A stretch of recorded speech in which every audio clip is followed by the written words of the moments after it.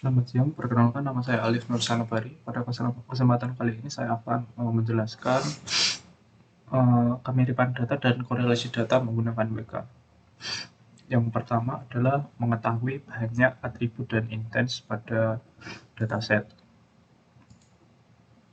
Di sini terdapat 173 intens dan 12 atribut. Selanjutnya melakukan visualisasi nilai-nilai atribut. Di sini saya menggunakan kelas measure kategori sebagai acuan. Dan ini adalah visualisasi dari semua atribut yang berada pada dataset ini. Dataset yang saya gunakan adalah tentang kelulusan mahasiswa pada beberapa jurusan. Oleh karena itu, atribut yang menurut saya penting adalah measure kategori, di mana berisi kumpulan jurusan yang dikelompokkan berdasarkan kategori tertentu. Atribut yang menurut saya penting selanjutnya adalah atribut employed dan unemployed yang berisi kategori beberapa jurusan, di mana setiap kategori mengandung beberapa jurusan, apakah setelah lulus, bekerja, atau tidak bekerja. Ketika atribut tersebut sangat berpengaruh terhadap keanggotaan kelas karena atribut tersebut menjadi acuan utama pada dataset ini.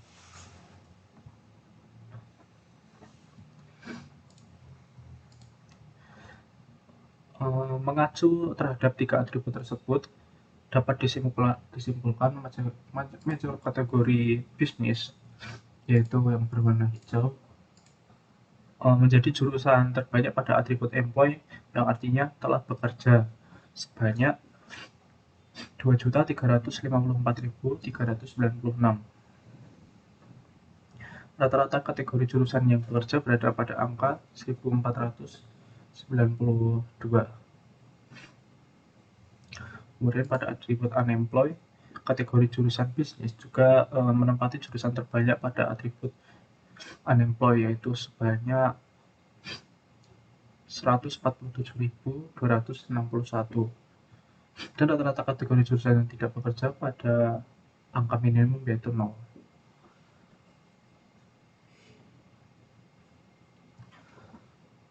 Kemudian melakukan klasifikasi menggunakan J48 tanpa filter. Sebelum melakukan klasifikasi, saya akan menghapus atribut yang tidak digunakan sehingga menyisakan atribut measure kategori, employed, dan unemployed.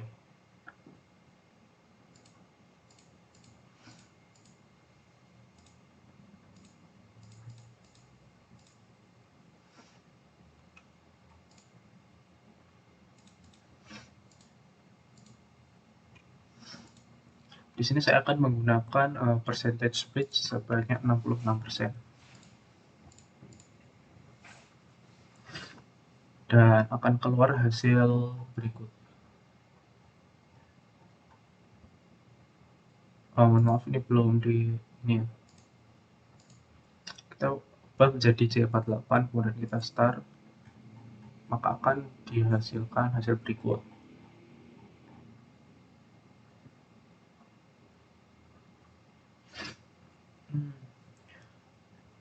Diperoleh decision tree, yaitu model yang digunakan untuk mengambil keputusan berdasarkan serangkaian aturan keputusan yang terbentuk dalam bentuk struktur pohon. Hasil prediksi yang diperoleh adalah kategori jurusan yang akan bekerja atau tidak bekerja.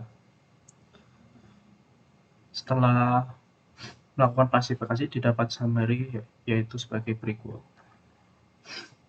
Ini summary. Pada summary ini diperoleh informasi bahwa jumlah prediksi benar itu 10 dan persentase 16,9 sekian persen.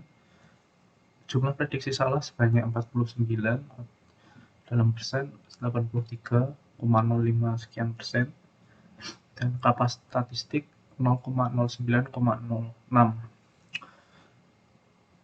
Kapas statistik sendiri adalah statistik yang digunakan untuk mengukur tingkat kesepakatan antara dua atau lebih penilai yang mengukur atau mengklasifikasi data dalam kategori atau kelas yang berbeda. Statistik kappa digunakan terutama untuk mengukur tingkat kesepakatan antara penilai dalam konteks pengukuran iterator reliability.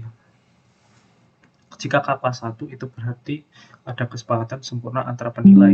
Jika kappa 0 itu berarti kesepakatan yang diamati sama dengan kesepakatan yang diharapkan secara acak.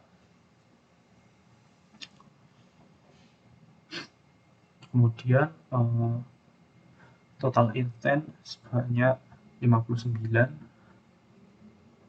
mean absolute error 106, yaitu mengukur rata-rata error absolut pada prediksi dan nilai. Kemudian root mean squared error sebanyak 0,2774. Kemudian terdapat confusion metric, di mana confusion metric ini adalah label yang digunakan untuk mengukur kinerja model klasifikasi, menggambarkan seberapa baik model yang digunakan dalam melakukan prediksi kelas target dengan membandingkan hasil prediksi dengan label yang sebenarnya pada data pengujian.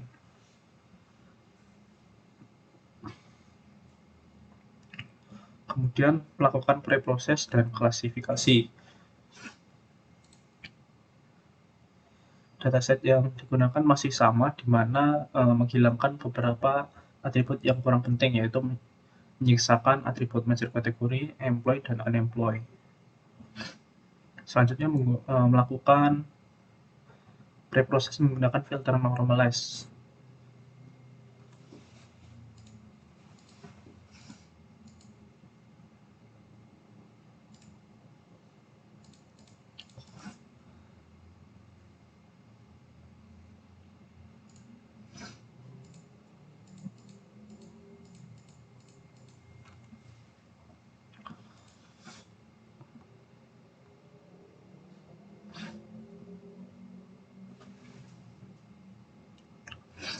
Di sini sudah dilakukan filter normalize, di mana filter ini berfungsi melakukan penyesuaian skala atau rentan nilai dari atribut dalam dataset agar memiliki skala seragam.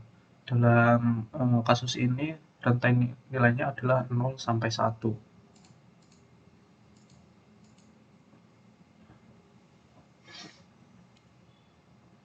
Selanjutnya melakukan klasifikasi lagi menggunakan C48.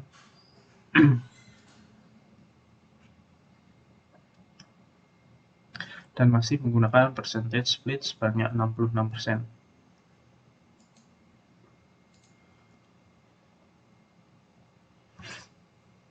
Dan hasilnya seperti ini.